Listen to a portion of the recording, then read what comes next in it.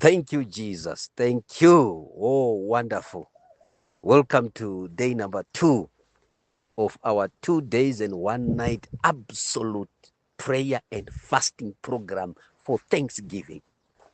Fasting and praying to say thank you, Jesus.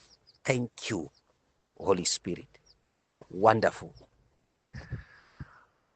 Before I get into today's lesson, and the topic is called the prayer of thanksgiving. The prayer of thanksgiving. Before I say much into that, I want to say something about the root of the topic, which is prayer. I taught men last year, and I've taught you partly about it. I said to men, it is possible for you to hear the prayers a man has made by just looking at them. And it is also possible for you to hear the prayers the man should have prayed. Number 3, when you look at a person, you can actually hear the prayers they are yet to pray, or unprayed prayers. What you are, where you are, who you are, is a reflection of the prayers that you have prayed, the prayers that you are yet to pray, and the prayers that you ignored. So a man is a reflection of, 1, the choice of prayers they have made. 2, the decisions they have made, either to pray or not to pray at a certain time, or to pray a certain point, a prayer point, I mean. So, with scriptural reference, I want to show you something. We are talking about the prayer called the prayer of thanksgiving. It is possible for you to see that this person has not prayed this prayer. Every other prayer they prayed, but this prayer, they've not prayed it. So there are things that you do not have because you do not have the knowledge about the importance of the prayer called the prayer of thanksgiving. Munamato wekutenda, munamato we appreciation. So there are things that you do not have, yet you prayed, because the devil fought your prayers and your receiving end so that you don't have them. And then there are things that you do not have because the devil fought you at the level of decision making. Where you were supposed to make the decision to pray a certain prayer, you did not. So the devil can stop you from receiving from God at the point of making a decision to pray, and you do not pray. So whenever you choose not to pray, you are choosing not to receive. You are choosing not to have a certain thing or a certain testimony in your life.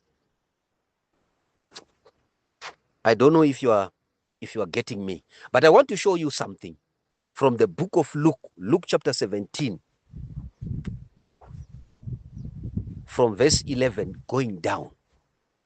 We read about the 10 lepers that came to Jesus, and they prayed a prayer. Their prayer was, Jesus, have mercy on us. Jesus, let your mercy speak for us. Jesus, let your mercy overshadow our sickness. They were lepers. And Jesus heard their prayer. Prayer number 1. It was a request, a petition. And he then gave them an answer and said, go and shew thyself to the priest at the temple. And the Bible says, as they were leaving him, they discovered that they were healed. They were healed. They were healed. The healing part is every wound immediately, miraculously got healed, covered, no wound, nothing.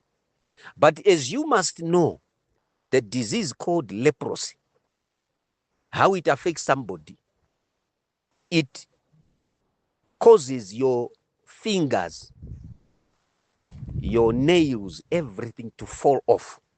So these guys were healed, but they were healed and remained lame or with mark to show that this person once had leprosy.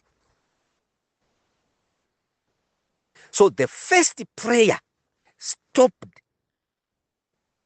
the disease from taking down any fingers. But the first prayer did not stop people from seeing that they had leprosy. I want you to see that. So this prayer of request was limited to stopping the disease from progressing and from living in their bodies anymore. But it did not stop the consequences of the disease to remain with them. So there are prayers that will stop what is happening, but they will not stop what happened or what came or what the consequences of what happened.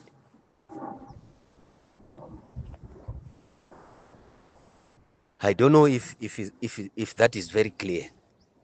The Lord will give me wisdom to explain that maybe later. But coming to the book of Luke, I want you to see something. Verse number 15 says, one of them, when he saw that he was healed, came back to Jesus shouting, "Praise God!" He fell to the ground. Verse 16, he fell to the ground at Jesus' feet, thanking him for what he had done. This man was a Samaritan. Jesus asked, "Did I heal 10 men? Where are the other 9? Has no one returned to give glory to God except this foreigner?" So there is a time when you set aside time to give glory to God, to thank God, to say, "God, I thank you. Thank you for what you did, what you gave me, what you did not allow to happen to me." Verse number 19, and Jesus said to the man, "Stand up and go. Your faith has made you whole." The prayer of thanksgiving made the man whole. His testimony became whole. So what is it that we learn from this? If a lady is 38, hear me, if a woman is 38, not married, no child, and she prays to God and says, "Jesus, have mercy on me. Let your mercy overshadow my marital status," and she gets married, she will get married, but then struggle to have children because of the effects of age. Not just that, but because she did not go back to God for her testimony to be whole, to be made whole, by going back again. If she spent the whole year fasting to get married, she must spend the whole year again fasting, thanking God for the marriage. And during that year, she'll become pregnant. God will then come back and say, "Oh, your faith has made you whole. Your faith has made your testimony whole." And look at something. When they asked God about healing, he never mentioned anything about faith. Faith is demonstrated when you thank God for what he has done. You are saying, "It is none other than you. I have faith in you so much that I know when something like this happens, it's you."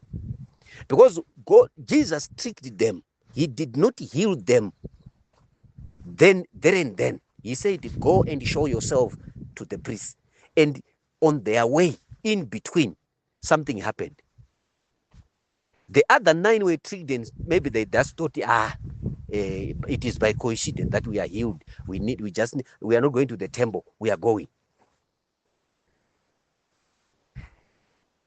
Thanksgiving is a demonstration that you are, or a declaration to say to God, I have no doubt it was you.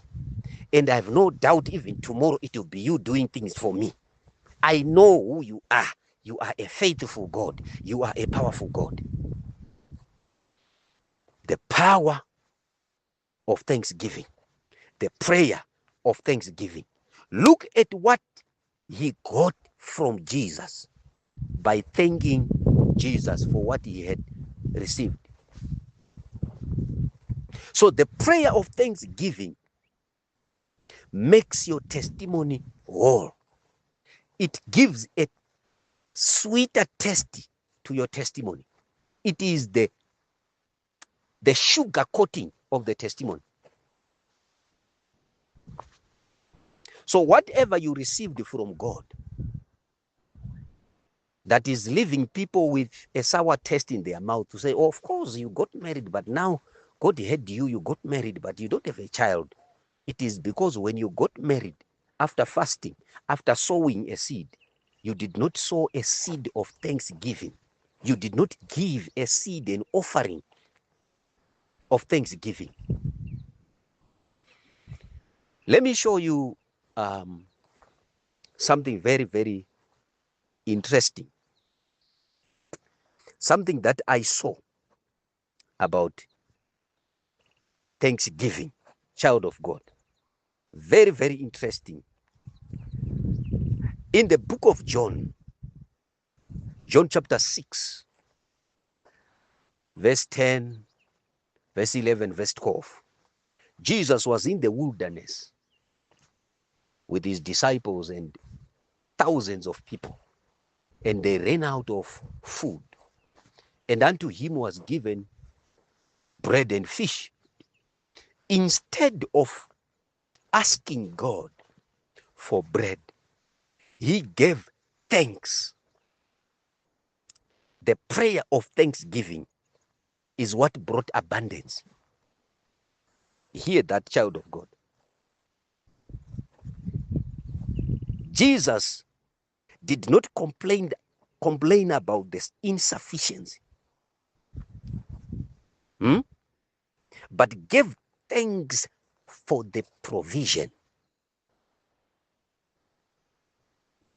His gratitude was an act of trust, acknowledging God as the true source. And in that moment of thanksgiving, the little that was there was sanctified and multiplied.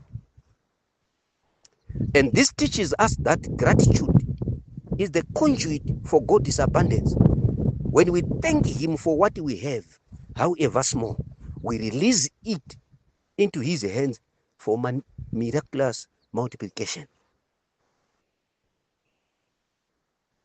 Hear that, child of God. Thanksgiving is an act of faith that transforms what is given into what is multiplied. It gets better and bigger the more you go down on your knees to thank God for what you got from him. I want to show you something about the prayer of thanksgiving, how it ambushes the devil, confuses him. In the book of Daniel chapter 10, there is a record, and it is on record, where an angel of God from heaven tells Daniel that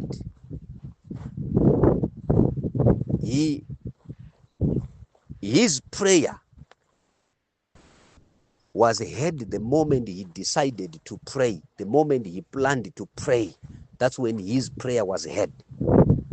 But his answer did not come the very day. Why? Because when he was praying, it was not only God that heard his prayer. Even the prince of Persia heard his request and mounted roadblocks on the way of the answer. And the angel said, for the past 3 weeks, I was held by the prince of Persia.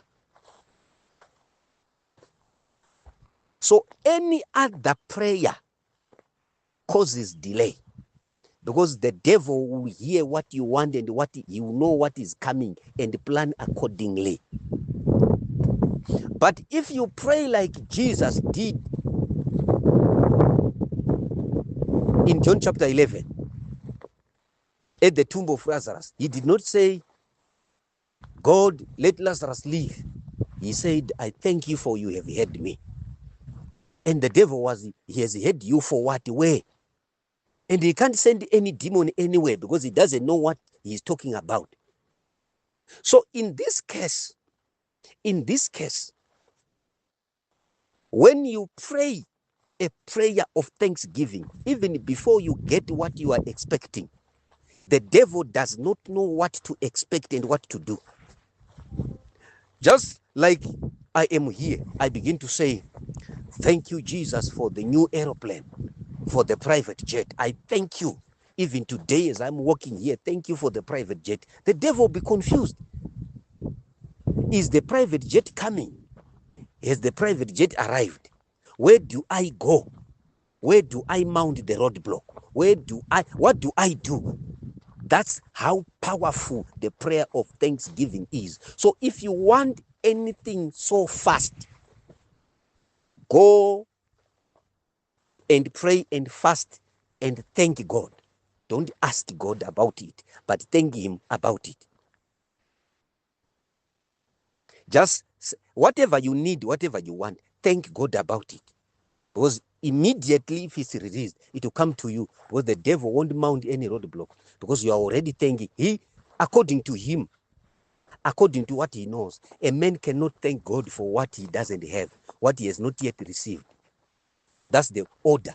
But the order of the kingdom, the protocol in the corridors of the kingdom of God, it is known that if you give thanks to God, you get everything you want from God faster than when you ask God for it.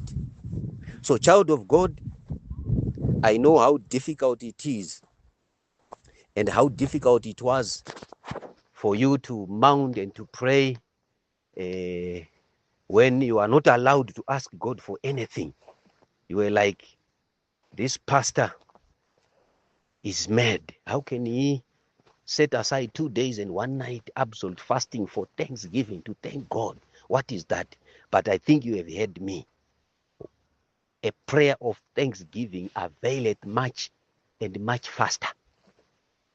So the Lord has been telling me that tell my people to continue, not just during this, but I think for the coming 2 weeks, be grateful and be praying. You are always like saying, thank you, Lord Jesus, for setting me free from chains. Thank you, Jesus, for setting me free from barrenness. Thank you, Jesus, for setting me free from stagnation. Thank you, Jesus, for breaking demonic patterns and cycles in my life. Thank you, Jesus, for good open doors. Thank you, Jesus, for opening great doors this year. Thank you, Jesus, for forgiving me of all my sins, for cleansing me, for all my sins and my mercy. Thank you, Jesus. You'll be thanking Jesus, thanking and thanking him, without stopping. Whatever comes into your mind, anything that you do not have, anything that you want to have, thank Jesus about it. Thank you, Jesus, for the house that you have given me. Thank you, Jesus, for the children that you have given me. Thank you, Jesus, for the visa, for the permit that you have given me. Thank you. And family demons, familiar spirits wonder. This person is already thanking Jesus. So it has happened. Let's leave that area. We are defeated. Yet, you are yet to receive it. And you receive it quite faster. That's how you deceive the devil. The prayer of thanksgiving is a prayer of deception on the part of the devil. You will not know what to do, and you will not know what happened, because it is a higher level of prayer, a higher dimension of prayer. A prayer from a grateful heart brings great testimonies from God.